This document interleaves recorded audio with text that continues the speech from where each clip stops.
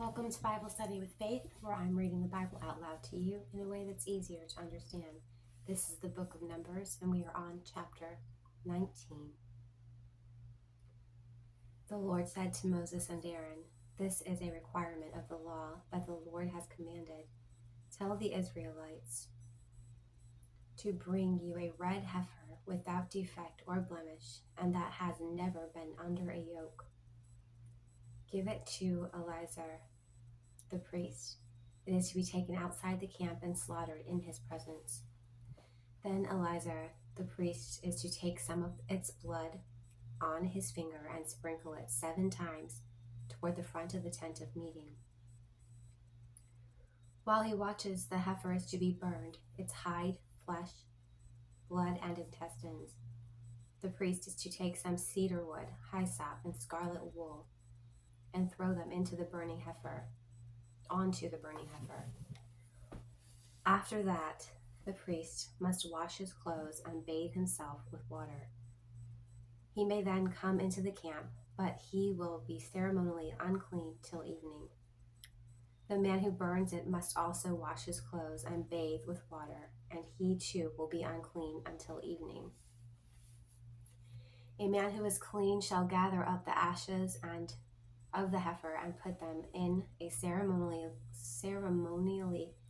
clean place outside the camp. They are to be kept by the Israelite community for use in the water of cleansing. It is for purification from sin.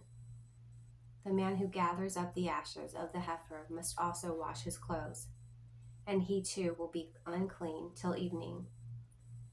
This will be a lasting ordinance both for the Israelites and for the foreigners residing among them.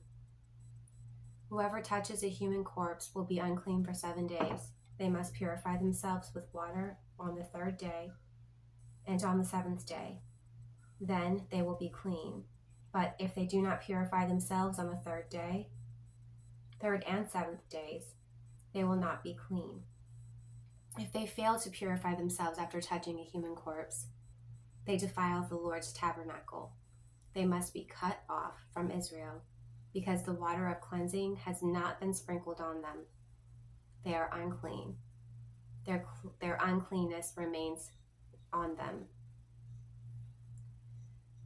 This is the law that applies when a person dies in a tent. Anyone who enters the tent and anyone who is in it will be unclean for 7 days, and every open container without a lid fastened on it will be unclean.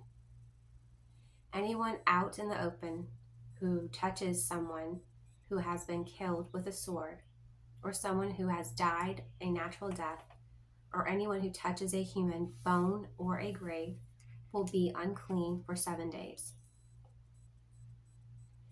Anyone out in the open who touches someone who has been killed with a sword, or someone who has died a natural death, or anyone who touches a human bone or a grave will be unclean for 7 days.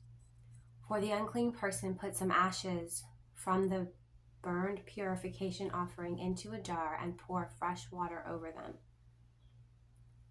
Then a man who is ceremonially clean is to take some hyssop, dip it in the water, and sprinkle the tent and all the furnishings and the people who were there. He must also sprinkle anyone who has touched a human bone or a grave, or anyone who has been killed, or anyone who has died a natural death. The man who is clean is to sprinkle those who are unclean on the 3rd and 7th days. And on the 7th day he is to purify them. Those who are being cleansed must wash their clothes and bathe with water, and that evening they will be clean. But if those who are unclean do not purify themselves, they must be cut off from the community, because they have defiled the sanctuary of the Lord. The water of cleansing has not been sprinkled on them, and they are unclean. This is a lasting ordinance for them. The man who sprinkles the water of cleansing must also wash his clothes, and anyone who touches the water of cleansing will be unclean until evening. Anything that an unclean person touches becomes unclean and anyone who touches it becomes unclean until evening. That is the end of chapter 19. I look forward to reading chapter 20. If you would like to catch up, all you gotta do is pick up a Bible, any Bible will do, and read the book of Numbers, chapters 1 through 19. Or you can find me at Jesus is a DJ, all one word, on my YouTube channel, and I'll do the reading for you.